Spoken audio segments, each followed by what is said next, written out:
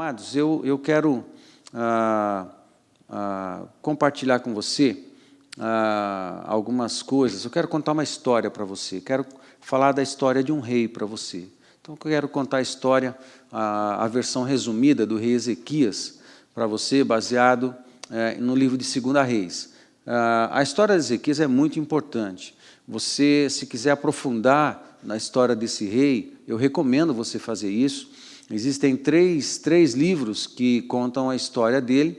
2 Reis, nos capítulos 18, 19, 20, mas no livro de 2 Crônicas, capítulo 29 a 32, você também encontra um registro da história do rei Ezequias, e você também encontra um registro do rei Ezequias no livro de Isaías, uma vez que Isaías foi um dos profetas que profetizou no reinado de 4 reis, e um desses foi no reinado de Ezequias. Aliás, o profeta Isaías foi um baita homem de Deus que ministrou na vida do rei Ezequias, e foi um instrumento poderoso para um avivamento, para um dos avivamentos que nós verificamos na história de Judá, né?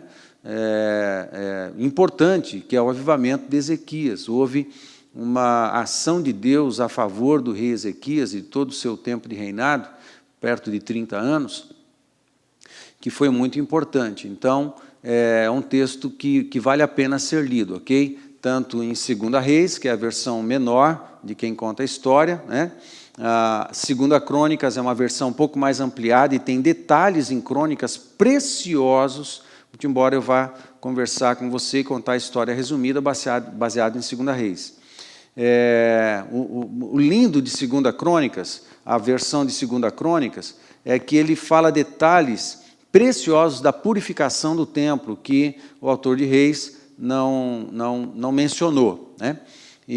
Mas vale a pena você ir para 2 Crônicas. E quando você vai para Isaías, você vê a ótica do profeta. É muito interessante, né?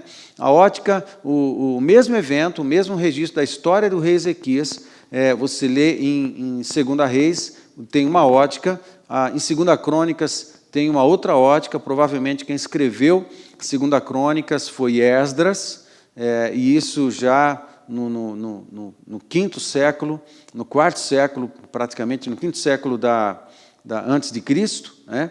Mas quando você lê a versão de Isaías, você vê a história sendo contada com a ótica do profeta. Isso é lindo, é muito lindo de você observar a ótica de cada um dos autores, né, se referindo à história do rei Ezequias. Vale a pena você se debruçar aí e fazer disso, por exemplo, as devocionais da tua semana, né? Muito embora você esteja vendo Pão Diário, mas vale a pena você se debruçar um pouquinho em cima da história de Ezequias. Eu tenho absoluta certeza que o Espírito Santo vai ministrar muito, muito na tua vida. E eu quero contar essa história. Mas antes, vou tomar água. E depois da água, eu quero contar um testemunho para você que, de alguma forma, tá associado com o que eu vou repartir contigo, né, da história de Ezequias, né? Amados, nós temos a absoluta certeza, nós ouvimos Deus a respeito do fato de que Ele vai cuidar, Ele cuida de nós, ok, amados? A gente tem que lembrar a nossa alma dessas verdades, né? Deus sempre cuida de nós, sempre cuida, não importa. Em tempos mais difíceis, é mais difícil cuidar de Deus? Claro que não, Deus é Deus, né? Não importa o que está acontecendo.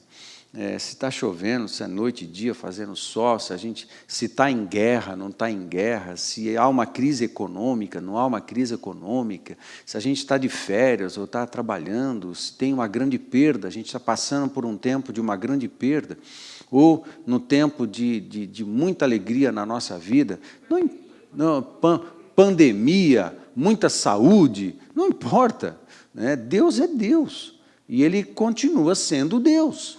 Não existem impossíveis para Deus. Deus cuida da gente de um jeito ou de outro. É como a criança, né? Se você tem criança pequena em casa, ela não acorda preocupada com a pandemia, né?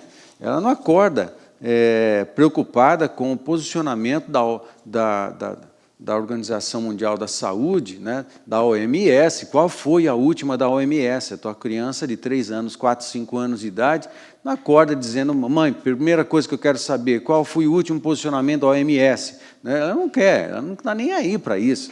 Tá? Quais são os números estatísticos? Né? Ela não quer nem saber, ela vai levantar feliz, ela vai tomar o seu café, ela não levanta perguntando, mamãe, tem café da manhã hoje ou não? Ela não está preocupada com isso. Ela sabe que ela terá o café da manhã, ok? Não importa o que seja, ela vai ter o café da manhã, é filho. O pai vai estar cuidando dela. E assim funciona. Deus também não tem dificuldade nenhuma. Deixa eu lembrar você, você sabia que Deus não tem dificuldade nenhuma para cuidar da gente? Né? Deus não tem limitação nenhuma para cuidar da gente, Ele vai cuidar. A gente não apenas sabe disso, mas experimenta isso, todos nós, mas a gente também ouve Deus reafirmar isso para todos nós na sua palavra, de maneira específica pelo seu Espírito, em momentos que são importantes a gente relembrar.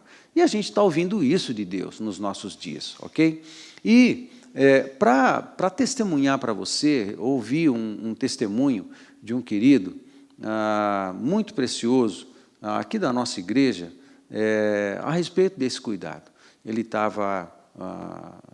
tem uma profissão que depende do movimento, né, do movimento das pessoas, e com o isolamento, o movimento do seu negócio diminuiu drasticamente, e ele orou, ele pediu ao Senhor, e ele se pôs em oração durante alguns dias, e o que aconteceu foi que ele recebeu uma visita no seu negócio de um irmão dizendo que Deus tinha falado para ele levar uma oferta, e assim ele levou uma oferta, e era exatamente o dinheiro que ele precisava para pagar uma conta.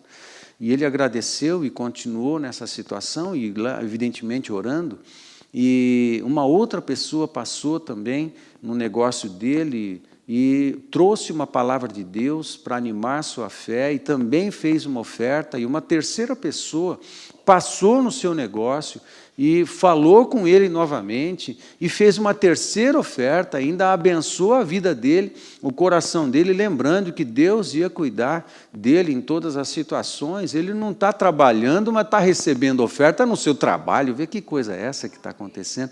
Amém, glória a Deus. Deus, isso está acontecendo, meus queridos. E eu estou me referindo a um caso, mas quando estamos conversando com outros irmãos, a gente sempre pergunta. Aliás, nós queremos muito, né, saber como é que está a situação de cada um dos irmãos, e a gente pergunta como você está, e assim, vários dos líderes que perguntamos têm, pastor, olha, apesar de tudo, nós estamos sendo supridos e surpreendidos, supridos e surpreendidos. Supridos e surpreendidos. Conversava com alguns líderes ontem e perguntei para os líderes como é que você está. Aí, essa foi a palavra de um, essa foi a palavra do outro, essa foi a palavra do outro. Então, pastor, nós estamos sendo supridos, saí para trabalhar, para fazer minhas vendas, para fazer minhas entregas, e eu fui surpreendido do êxito do nosso trabalho. As pessoas pagaram, as pessoas estão comprando e tal. Agora, está acontecendo isso com todo mundo? Eu acredito que não, mas Deus cuida de nós. Pode ser que os teus negócios tenham diminuído as entradas, mas o cuidado de Deus não diminui. Deus não está preso ao teu negócio. Deus não está preso a nada. Deus não está preso ao sistema. Deus não fica refém de nada. Deus não fica refém de nenhuma crise. Deus continua sendo Deus, continua sendo Pai, continua sendo nosso papai, continua sendo nosso provedor. Ele continua amando e cuidando dos seus filhos. Amém, queridos? Eu queria abençoar a tua fé com isso, porque é o que a gente vê na história do rei Ezequias. Ok? Abra a tua Bíblia no livro de Reis, 2 Reis, capítulo 18, a gente vai contar a história do rei, baseado nesses 2 capítulos. Então, enquanto você abre a tua Bíblia aí, eu tomo a minha água aqui.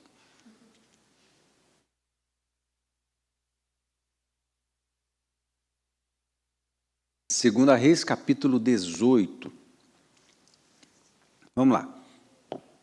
Abriu, a gente vai ler alguns textos aqui. Primeira coisa, o rei Ezequias é um rei que reinou em Judá, ok? Você que conhece bem a Bíblia, sabe, vários reis reinaram em Israel. E quando você lê o livro de 1 Reis, 2 Reis, 1 Crônicas, 2 Crônicas e outros livros que fazem menção da história de Israel, e você encontra assim, fulano de tal foi rei em Israel, fulano de tal foi rei em Judá, porque os livros históricos do Antigo Testamento, eles fazem essa divisão. Quando fala, foi rei em Israel, Israel ele está se referindo a um território que compreende dois conjuntos de montes, né? É o monte que está na região de Samaria e na região da Galileia, que é todo o período, todo o território,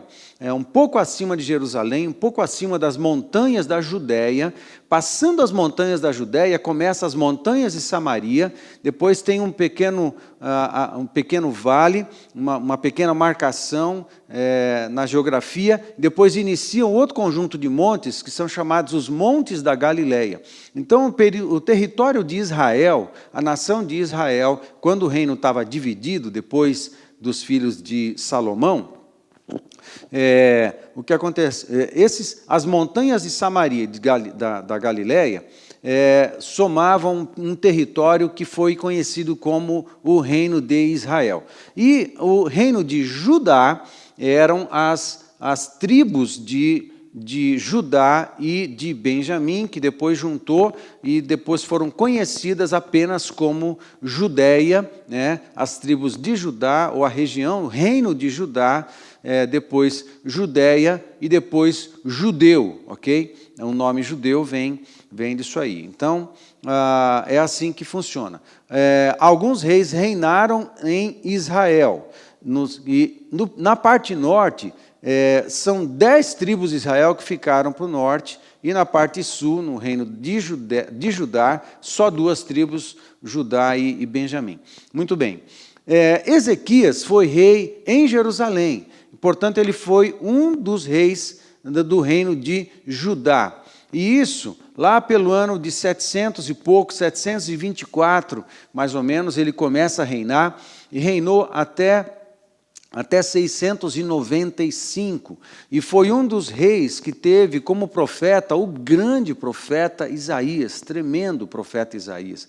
E ele reinou num tempo onde ele estava oscilando entre tempo de paz e prosperidade e tempo de escassez e tempo de dificuldade. Então, estava sempre oscilando entre uma coisa e outra. E no tempo de Ezequias, estava acontecendo uma crise nacional muito grande, porque o Império Assírio, haviam 2 grandes impérios naquela época, Babilônia não estava em cena ainda, embora existisse, né? Não era um grande império. Os 2 grandes impérios eram o Império Egípcio e o Império Assírio. O Egito, nessa época, por volta de 724, 720 a.C., o Egito estava na sua 25ª dinastia. Se você gosta de história e gosta de estudar as dinastias egípcias, então estava pela 25ª dinastia, ok? E o Império Assírio, nesse tempo, embora o Egito fosse forte, o Império Assírio estava se estabelecendo, ampliando o seu império. Foi um grande império nesse tempo, do 8º século antes de Cristo, e estava estendendo seus territórios. Ele já tinha invadido Israel lá pelo norte, chegou em Samaria, que era a capital do Reino do Norte, em 722. Ou seja, quando Ezequias está reinando em Judá, o que está rolando é que a Síria estava tomando conta do pedaço. E um pouco antes dele reinar, tudo bem? Um pouco antes dele iniciar o seu reinado em Judá, a Síria estava chegando perto de Samaria, que era a capital do Império do Norte, e assim aconteceu em 722, a Síria tomar praticamente todo o território de Israel, e Judá ainda não. Senaqueribe, que era o rei da Síria, ele não tinha chegado em Judá ainda. Muito bem, ele chegou bem próximo, aqui no período de Ezequias, ele chegou perto de Judá, de Jerusalém, ameaçou o rei Ezequias, então era um clima pesado que estava rolando ali, né? A iminência de uma conquista, e de escravidão, e de tributos, e de impostos. Era uma coisa séria. O povo assírio era conhecido por sua violência. Eles eram violentos. Lembra quando Jonas, o profeta, Deus manda ele profetizar em Nínive, que era a capital da Síria? E por que o profeta não queria profetizar na Síria? Porque os assírios, além de inimigos de Deus, era um povo violento demais, era um povo que trucidava os seus conquistados, e Jonas tinha ódio do povo assírio, mas recebeu a missão de pregar lá, né? De pregar entre os caras lá, e ele, em vez de pregar, ele fugiu. Foi quando ele é engolido, foi para o mar e é jogado na água, o peixe engole ele, e depois ele tem que voltar a pregar lá em Nínive. O lance é que Nínive se arrepende, e depois é salva pelo Senhor e tal, uma coisa tremenda. Muito bem, e o povo assírio estava rolando, estava conquistando, e era iminência, ou seja, o clima estava pesado, não era tranquilinho, né? O povo não estava tranquilinho, né? Como nós hoje não estamos muito tranquilinho também. Vamos lá, aí ele começa a reinar. Quando o Ezequias começa a reinar, ele vai suceder o seu pai, né? O seu pai sucedeu, aliás, o seu pai era Acás, e Acás não foi um bom rei. Acás, na real, foi um grande tranqueiro, isso aqui é a verdade. Acás não prestou, Acás não fez um bom reinado, ele não andou segundo as ordens da palavra de Deus, segundo o Senhor, não obedecia a palavra de Deus, ele foi um grande tranqueiro. Mas, quando Ezequias entra em cena, o seu filho, olha só, ele teve um mau exemplo com seu pai, mas quando Ezequias entra em cena, ele mudou o quadro. Deus usou Ezequias para fazer um grande avivamento. Ele não seguiu o mau exemplo, ele decidiu fazer o que era certo, e segundo a vontade de Deus, meu querido, nós temos opção, ok? Nós temos opção. Os maus exemplos nos influenciam para o mal se a gente deixar. A gente não tem que jogar a culpa em ninguém. Nós tomamos as nossas decisões. A gente é que está no comando da nossa vida. A gente tem que entrar na liderança da nossa vida para entregar ela para Deus. Ok? E Ezequias teve um mau exemplo, mas ele decidiu mudar a história. Tremendo. Você pode decidir mudar a tua história. A história da tua vida, a história da tua família. Você não precisa ficar refém do pecado dos seus antepassados. Você não precisa ficar refém da miséria dos seus antepassados, das mentiras dos seus antepassados, das enfermidades dos seus antepassados. Nós não precisamos ficar de refém de nada disso. Jesus nos liberta para sermos livres. Amém? Nós podemos começar uma nova história. Por isso que o Evangelho fala do novo nascimento. A gente morre para o passado, a gente morre para o pecado, a gente morre para uma tradição de miséria, a gente morre para uma tradição de doença, de enfermidade, a gente morre para uma tradição que é escrava do pecado, e a gente nasce de novo em Cristo Jesus. É novo nascimento, meu querido. Eu começo uma geração nova. Em Cristo nós iniciamos uma geração nova. É isso, é assim que funciona. Ezequias é um excelente exemplo disso. Nós começamos uma geração nova. A boa notícia é que não importa se você tem 12 anos de idade, 20, 30, 40, 50, 60, 70 anos de idade, você pode começar de novo em Jesus Cristo. Não importa a idade que você tenha.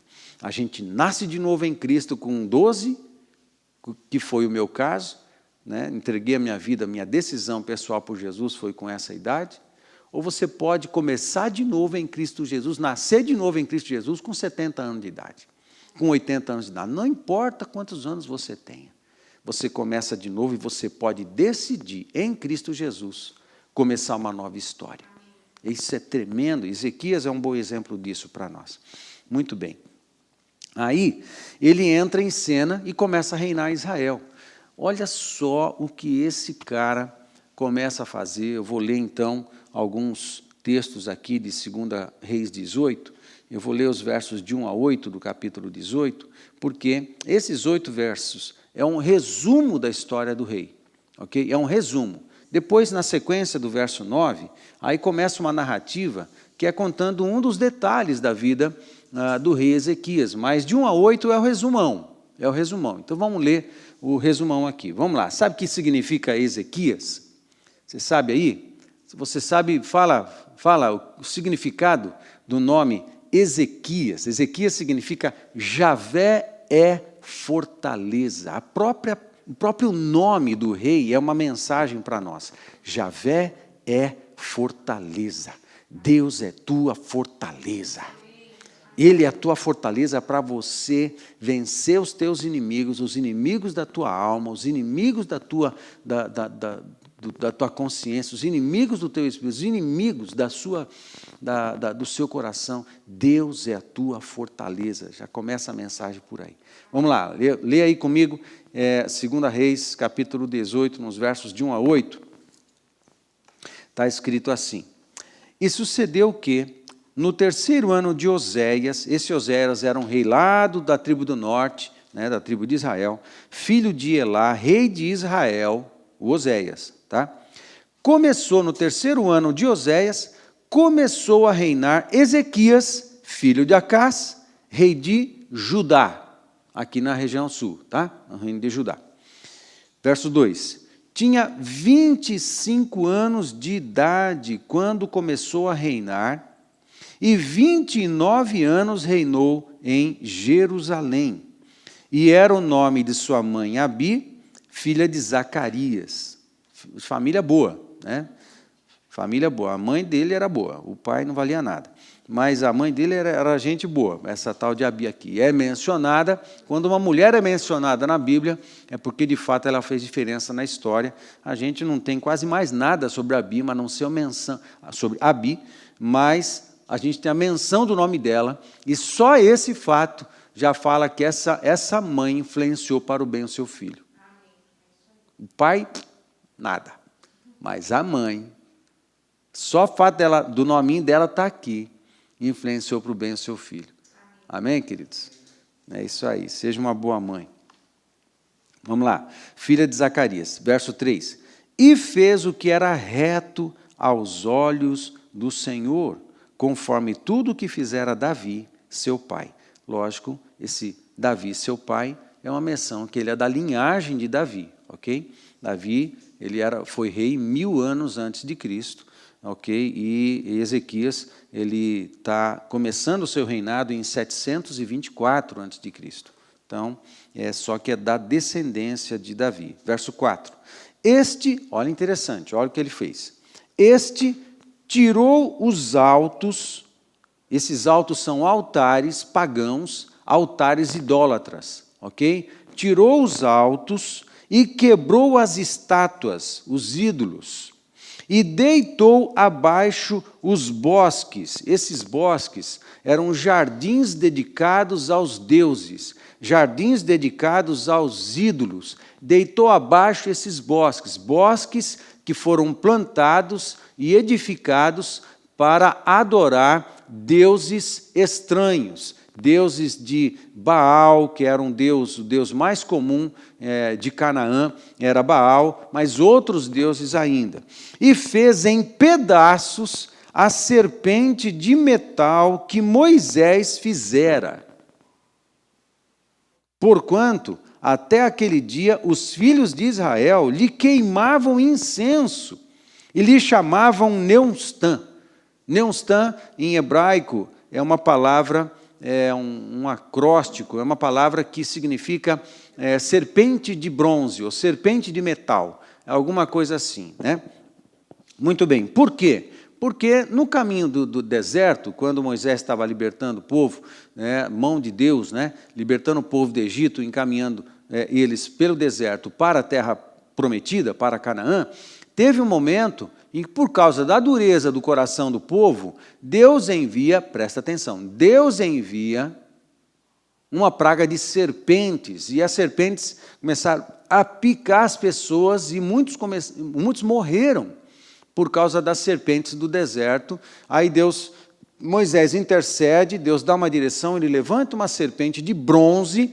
Quando fomos para lá no deserto em 2018, nós fomos numa região do deserto, perto do limite entre Israel e Egito, que tinha uma mina de bronze. Hoje está desativada, mas lá estava montado um protótipo, né, uma cópia do tabernáculo de Moisés, e era nessa mina de bronze. Provavelmente, daquele lugar que nós fomos, em 2018, em agosto de 2018, em Israel, foi retirado o bronze, que Salomão, ali no deserto, foi uma das minas de bronze que Salomão extraiu bronze nos seus palácios, para fazer seus palácios e as suas ferramentas e tal. Foi uma mina explorada por Salomão também ali no deserto. Provavelmente daquele lugar, anos antes, né, pelo menos 450 anos antes, ou 500 anos antes de Salomão, Moisés extraiu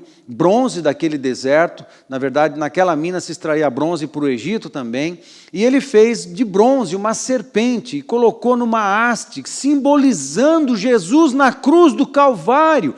Essa serpente que Moisés levanta e coloca numa haste de bronze e finca no alto de um monte, no deserto, Deus mandou Moisés fazer isso e falou para o povo: se alguém fosse picado pela serpente, olha para a haste, olha para ela, de você olhar para ela, você será curado do veneno da serpente. Uau! Mas essa haste tinha um simbolismo profético, apontando para Jesus, porque Jesus é que foi pregado no madeiro, e foi levantada essa cruz do Calvário no alto de um monte. Quando nós olhamos para Jesus, olhamos para a salvação, olhamos para aquele que perdoa os nossos pecados, olhamos para aquele que cura as nossas enfermidades. Era uma figura profética de Jesus. Pois essa figura profética, com o tempo, se transformou num ídolo. Cara, é muita cabecice do povo, não é verdade? Dá licença. Aí, o que era símbolo de cura e um símbolo profético se transforma num ídolo. Cuidado, símbolo é símbolo. Símbolos são destruídos pela história. Ok? Por isso que nós não somos uma igreja cuja nossa linha teológica e linha de interpretação bíblica não passa perto do literalismo.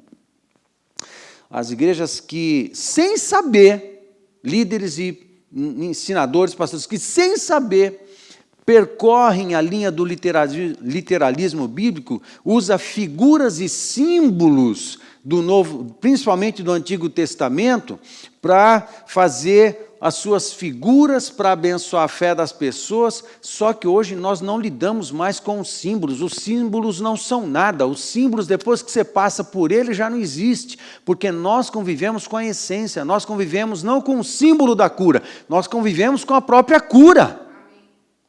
Grande diferença, ok? É um sinal. O que você está, o que é um sinal? Você está com o seu carro, você vai, lá na frente você vai virar à direita, ok? Aí você está chegando perto da curva e tem uma placa com o sinal, vire à direita. Aí você vai e vira à direita. Cadê o sinal? Acabou, o sinal ficou lá atrás. Por quê? Porque você já entrou à direita, meu querido. Já era, o sinal já não existe mais, porque você já está na direção. Ou seja, o símbolo que na antiga aliança simbolizava Jesus, apontava para Jesus, tipificava Jesus, já era. Agora nós convivemos com a essência, que é Jesus Cristo.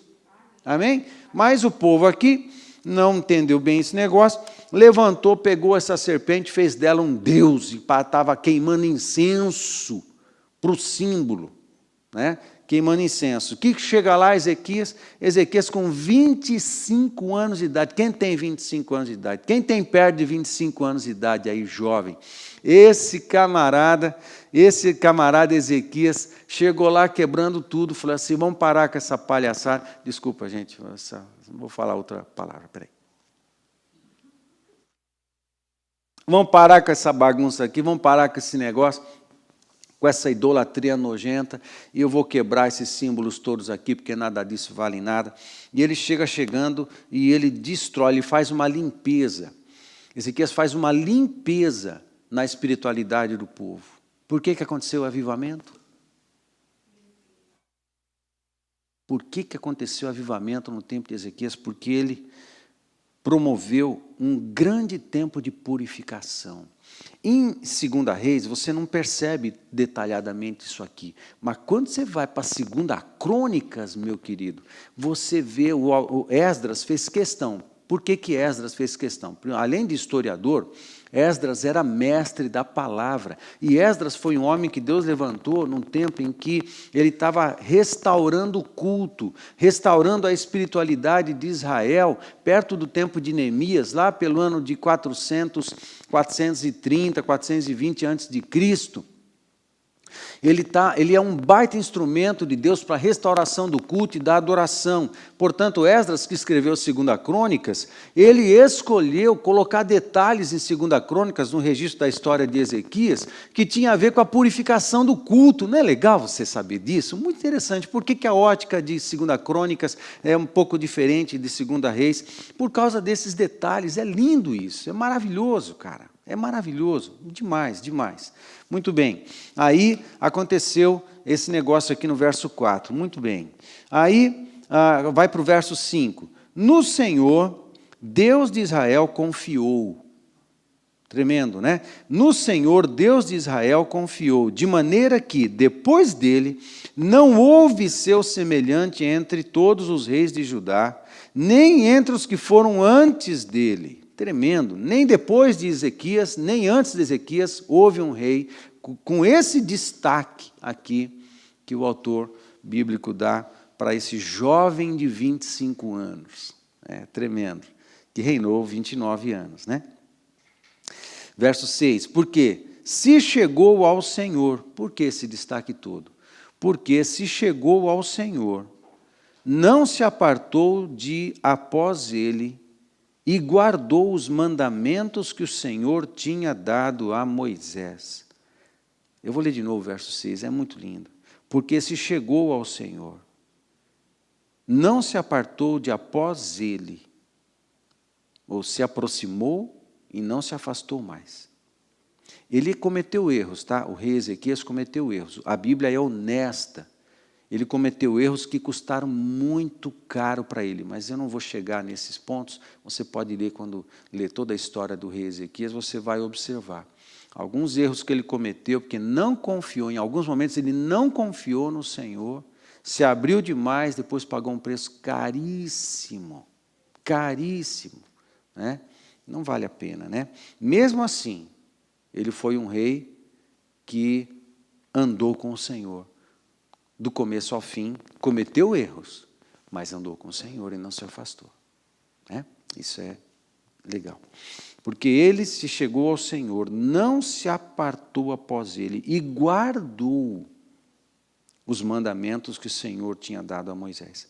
Assim foi o Senhor com ele. Presta atenção no verso 7.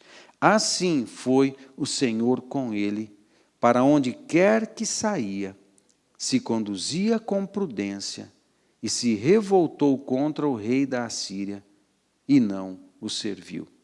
Ele feriu os filisteus até Gaza, como também os termos dela, desde a torre dos atalaias até a cidade forte. A partir do verso 9, então, começa uma narrativa que é de um dos eventos especiais que aconteceu na vida de Ezequias e que o autor de 2 Reis vem destacando aqui. Só para você seguir a narrativa, você entender, olha como muda o sentido no verso 9.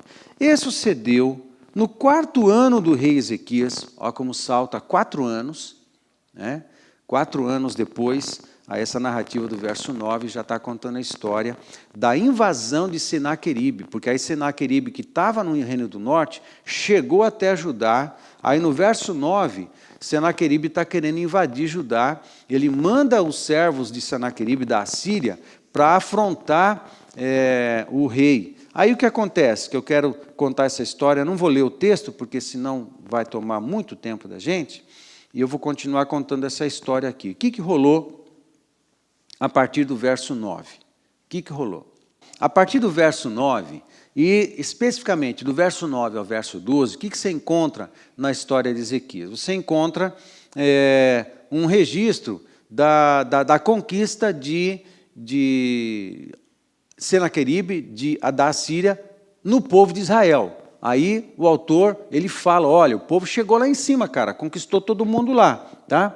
Aí quando chega no verso 13, de 13 a 18, o que está acontecendo é que Senaqueribe chega bem perto de Judá, manda uma carta para Ezequias, Ezequias fica amedrontado, ok? Ele foi um homem segundo o coração de Deus, como Davi, não teve um rei melhor antes dele, sem contar Davi e Salomão, e não teve um rei melhor depois dele, mas o texto é honesto quando diz que ele ficou amedrontado diante do rei Senaqueribe.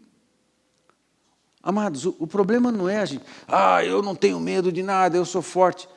Não tem nenhum problema a gente admitir as nossas fraquezas e a nossa necessidade de Deus.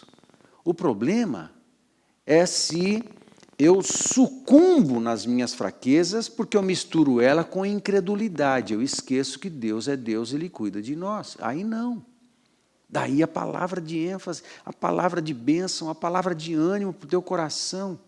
Não tem problema nenhum a gente admitir as nossas fraquezas, mas nunca abandone Deus. Busque ao Senhor em primeiro lugar. Creia que Ele cuida da gente em todas as situações. E nós podemos ser honestos diante de Deus. A gente pode abrir o coração, a gente pode virar do avesso, falando disso. Acho que numa das lives que a gente fez, das devocionais que nós estamos fazendo diariamente, eu nem lembro a última vez que eu falei, a gente está falando todo dia, eu nem lembro mais quando eu falo as coisas, mas, gente, nós podemos ser honestos,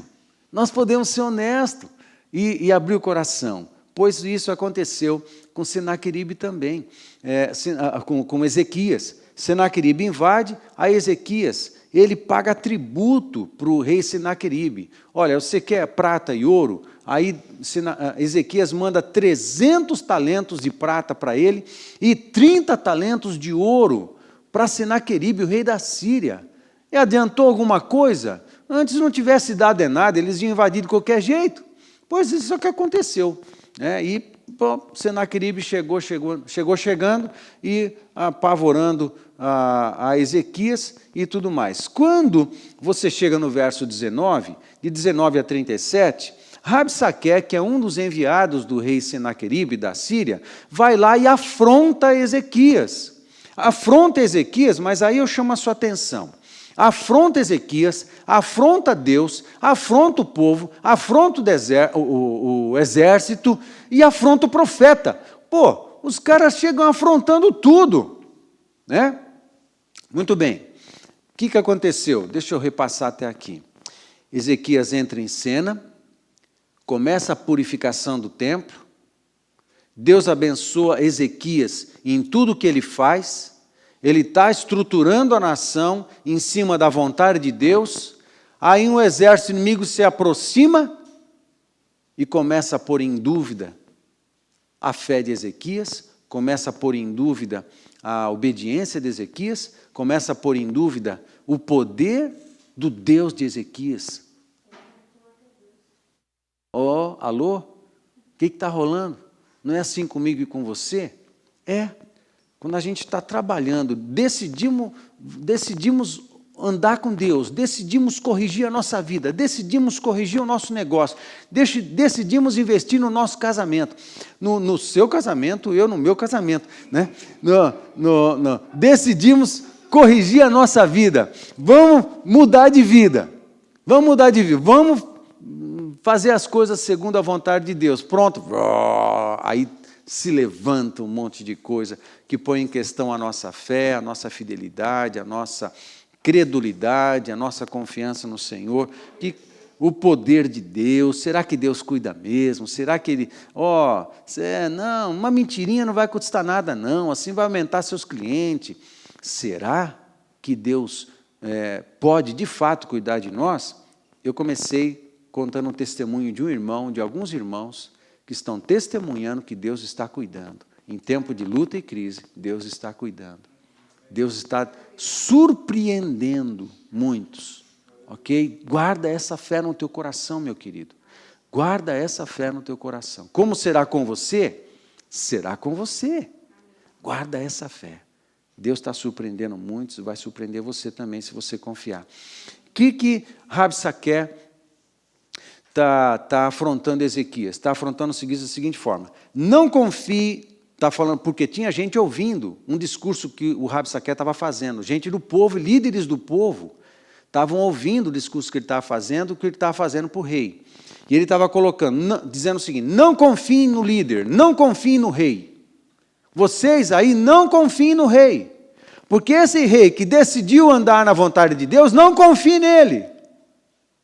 Outra coisa que eles estavam dizendo: não confiem nas nações vizinhas para ajudar vocês. Não confiem em outros homens fortes. Não confie. Terceiro, não confie no seu próprio exército, não confie na sua força, não confie em vocês mesmos. Pô, não vai confiar em ninguém.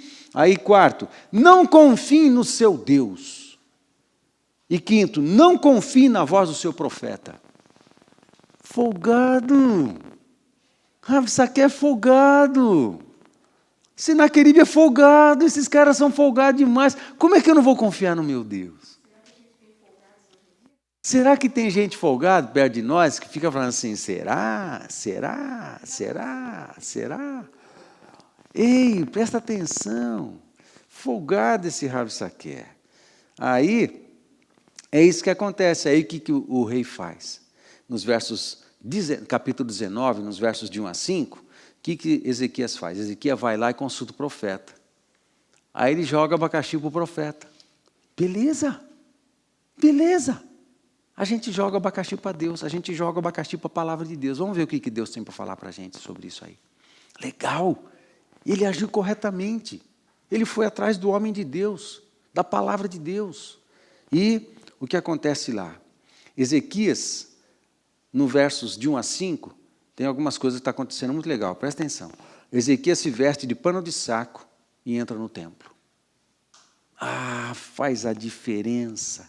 Diante da afronta, diante da sua fé sendo questionado, ou diante de tentação de ter a nossa fé questionada, a tentação de não confiar em Deus, da tentação de não confiar nas promessas, da tentação de não confiar de que Deus vai cuidar de nós. Tá, beleza? Resolveu? Beleza. Diante da tentação de não sermos supridos ou ficarmos abandonados, nos sentirmos abandonados, diante da tentação de tudo isso, o que Ezequias fez? Ele se veste de pano de saco e entra no templo. Ele vai para Deus. Ele se vestir de pano de saco, gente, era um símbolo de humildade, de humilhação. Ele tira a veste real e põe veste de pano de saco. Ele vai se humilhar diante de Deus. É um bom lugar para ir quando a gente é afrontado pelas dificuldades, pela dúvida, pela crise, pela incredulidade. Uma boa coisa é se fazer. Se humilha e vai para a presença de Deus. É isso que ele fez. Por isso que Ezequias é o rei de maior destaque depois de Davi e Salomão. Ele tinha o coração de Davi. Porque Davi fazia isso. A coisa estava complicada ou não tanto complicada, não importa. Ele se humilhava e ia buscar Deus. Né? Outra coisa, seus servos se vestem de pano de saco também e vão atrás do profeta. Ou seja, ele tem uma estratégia. Eu vou buscar o Senhor, eu sou o rei, mas eu visto de pano de saco. Os seus servos também, todos eles se vestem de pano de saco. Não é uma questão só do rei, é todo mundo. Todos vamos nos humilhar. E estes, aí ele dá uma missão, vai lá e fala com o profeta ouve Deus melhor, vamos consultar os sábios, vamos consultar o homem de Deus, vamos consultar aquele que ouve a palavra de Deus, mas vai humilde, vai com o coração quebrantado e contrito. Nós precisamos ouvir Deus, vamos procurar Deus. Eu busco a Deus aqui, vocês vão lá falar com o profeta. E ele demonstra, aí os homens, os servos do rei, eles demonstram sua angústia e pedem ao profeta para orar. Eles abrem o coração, ele chega lá honesto, não chega chegando arrogante, profeta, somos servos do rei, você dá-nos uma palavra. Não, eles chegam lá de pano de saco e falam assim, estamos angustiados. Estamos angustiados. Por favor, orem a Deus. Nós precisamos de Deus. Tremendo, nos versos de 1 a 5 de 2 Reis 19. Quando a gente vai para os versos 6 e 7, Deus dá a primeira resposta para o rei. Aí eu quero ler. Versos 6 e 7 diz assim, Isaías lhes disse, dizei isto a vosso Senhor, S minúsculo, está falando do rei, Ezequias. Assim diz o Senhor, Yahvé, aí é Deus, não temas por causa das palavras que ouviste. Você está ouvindo vozes de incredulidade, de desconfiança, de medo. Essa palavra é para você. Amado, essa palavra é para você.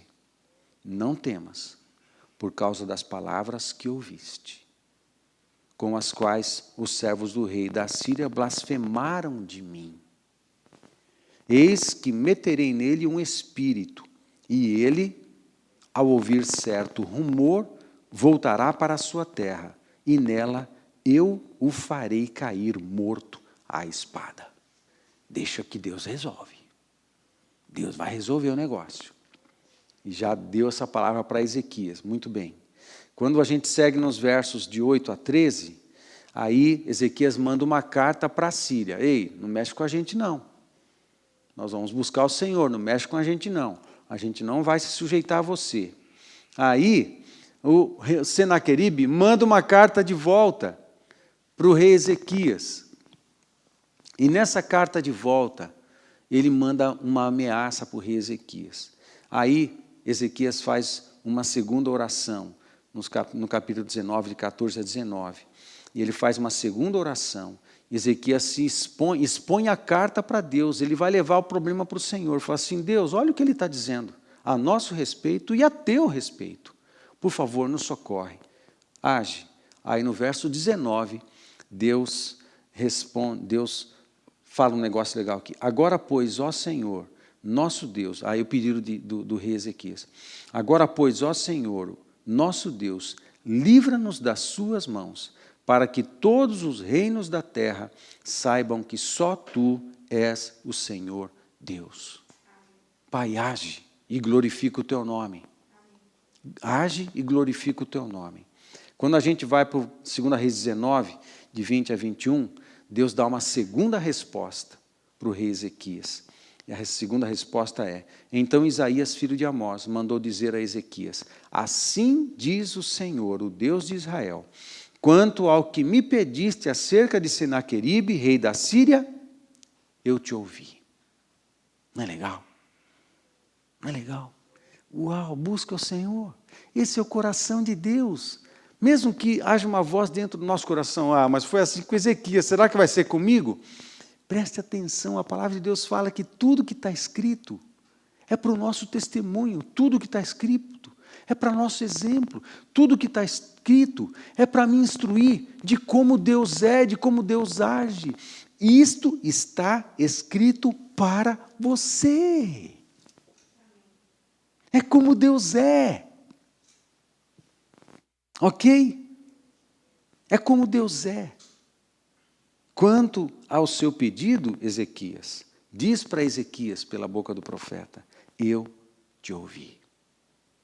Mas, ele resolveu fazer um tempo de purificação da vida, da família, do culto, do templo, da nação, ok? No processo foi afrontado, mas ele vestiu de pano de saco e buscou ao Senhor. Interessante, né?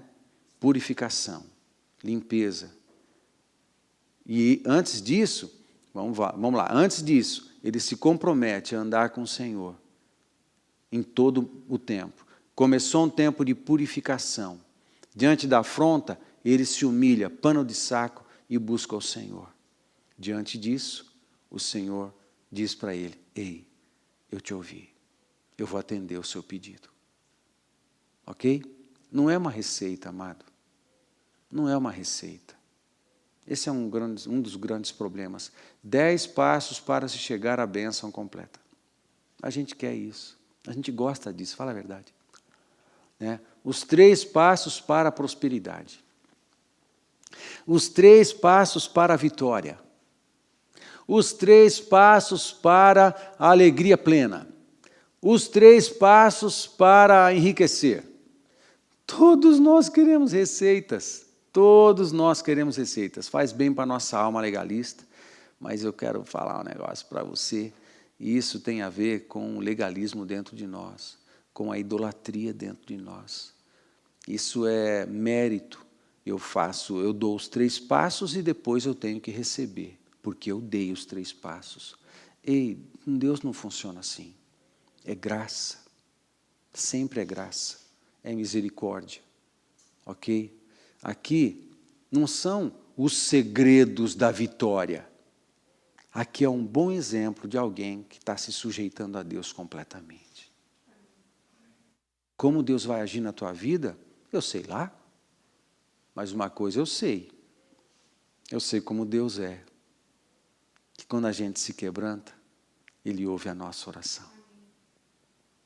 É isso. Portanto, esse texto é para você. Se quebrante.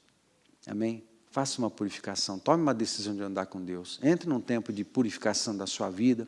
Lembra que nesse tempo de isolamento, o que ficou claro de Deus para nós, que é tempo de faxina. Era tempo de faxina para Ezequias. Ok? Faxina, purificação e santidade. Aí, diante das afrontas e dos medos, diante desses 12 casos de Covid positivo em Cornélio Procópio, você está tentado a ficar amedrontado? Fique em paz. Toma cuidado. Mas busque o Senhor. Fique com medo, não. Não fique com medo, não. Quer saber de uma coisa? A gente tem lido e ouvido médicos falando muitas coisas a respeito disso. Meu querido, fique em paz. O vírus precisa se espalhar para que haja imunização. Ok? Precisa, isso é necessário. Amado, isso é necessário. Ok? Para que a gente se imunize. Agora, os nossos cuidados com a máscara e tudo mais, vai ajudar que, se por acaso o vírus chegar até nós, chegue numa quantidade pequena por causa das proteções, e o nosso corpo produza a imunização de maneira tranquila, porque tem pouco vírus. Se entrar 5 bilhões de vírus no teu organismo por causa da falta de cuidado, o teu organismo vai sofrer, porque vai ter mais trabalho para produzir imunização. Agora, se entrar 1.000, 2.000, 5.000 vírus no teu organismo, por causa de todo o cuidado que você tem, o teu corpo vai produzir imunização tranquilinho. Não vai exigir muita energia.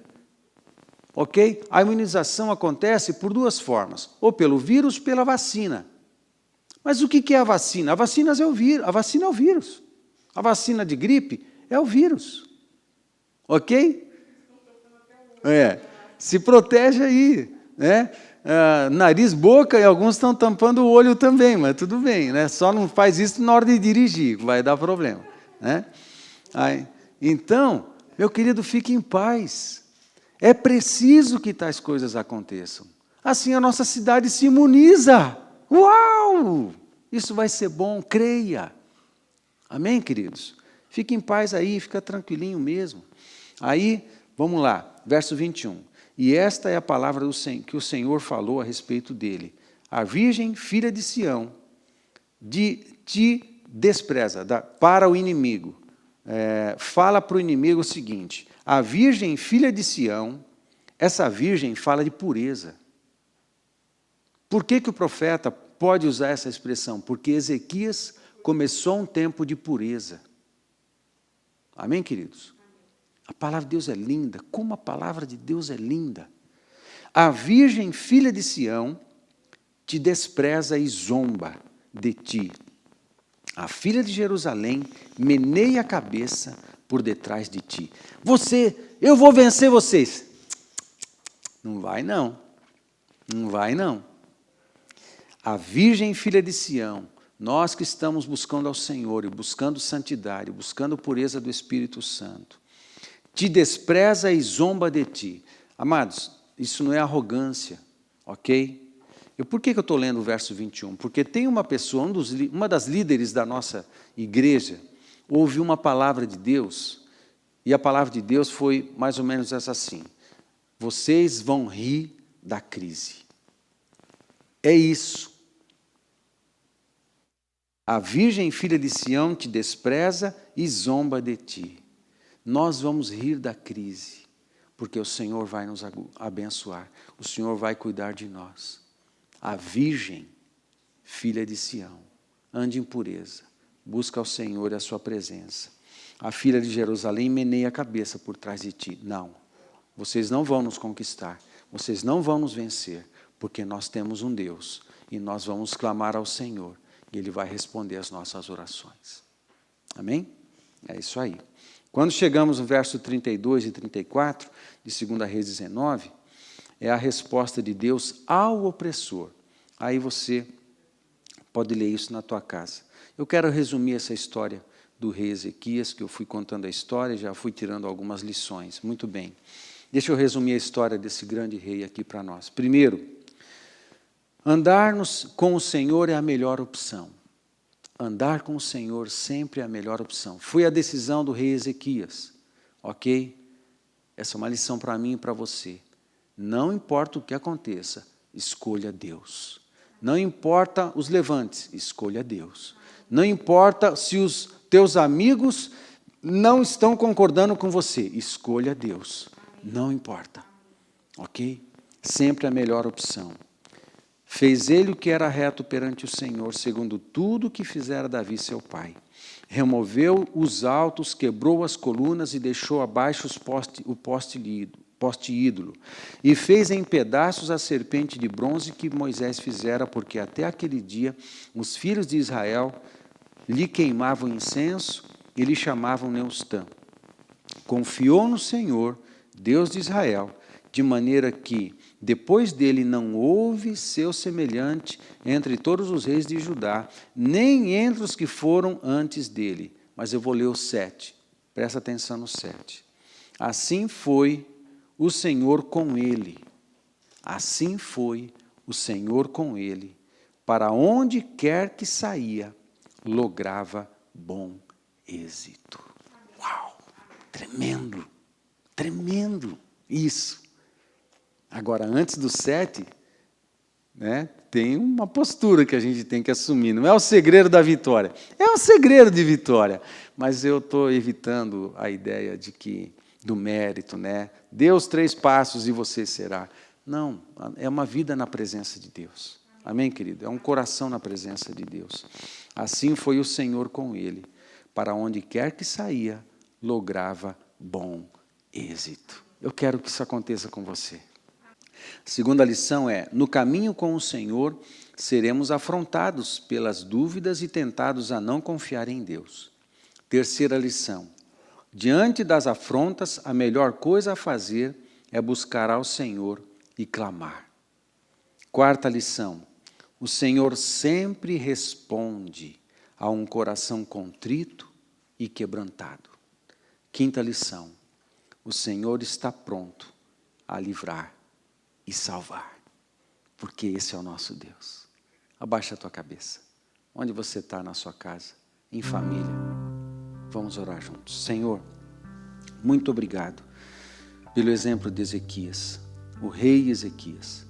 Quantas lições nós aprendemos com a história desse rei. Muito obrigado, Pai. Pai, nós também buscamos a tua presença. Nós também, ó Pai, decidimos andar com o Senhor. Nós queremos purificação, santificação. Queremos, ó Pai, que o Teu Espírito nos ajude, nos trazendo revelação dos pecados que atrapalham a nossa vida, que enfermam a nossa vida. Pai, nos perdoa, nós queremos purificação. Queremos buscar o Senhor no dia mau, no dia da provação, no dia da tentação, no dia em que as vozes das dúvidas atacarem a nossa mente, o coração, as vozes de acusação, as vozes de incredulidade, as vozes que põem em questão o Teu poder e o Teu amor. Ó Pai, queremos dizer não, menear a cabeça diante dessas vozes. Queremos, ó Pai, no nome de Jesus, repreendê-las, porque continuaremos buscando ao Senhor na certeza de que o Senhor ouve as nossas orações. Ó Deus, obrigado por essas lições. Pai, no nome de Jesus, a Tua bênção se multiplique sobre os Teus filhos.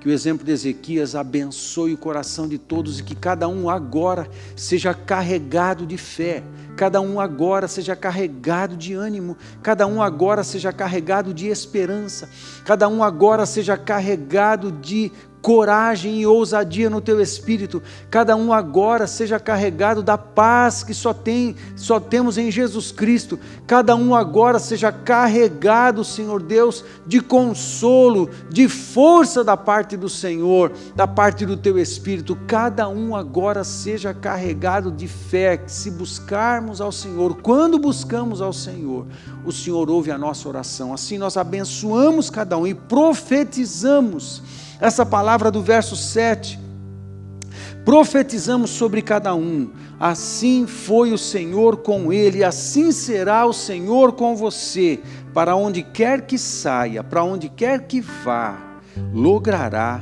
bom êxito. Amém.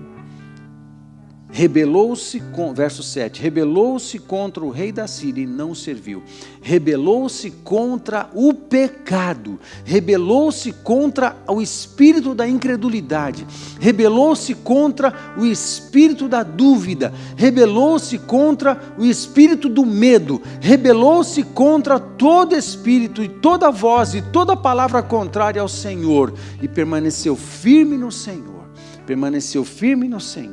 em tudo que fez, em tudo que foi, tudo que saía, por onde ia e o que fazia, lograva bom êxito. Seja essa palavra sobre a tua vida, no nome de Jesus. Deus te abençoe em todas as coisas, meu querido. Por favor, continue conosco nas nossas devocionais diárias, no nosso Facebook, nosso pastor, da pastora, tá? Sexta-feira nós temos carreata de oração aqui na cidade, na Praça Brasil. Por favor, vamos nos reunir lá para orarmos juntos, é muito importante. Deus te deu uma semana cheia de graça, cheia de força, cheia de fé, cheia de perseverança, cheia de oração, cheia de palavra, cheia de quebrantamento, cheia do Espírito Santo e cheia de vitória também, no nome de Jesus. Fica com Deus.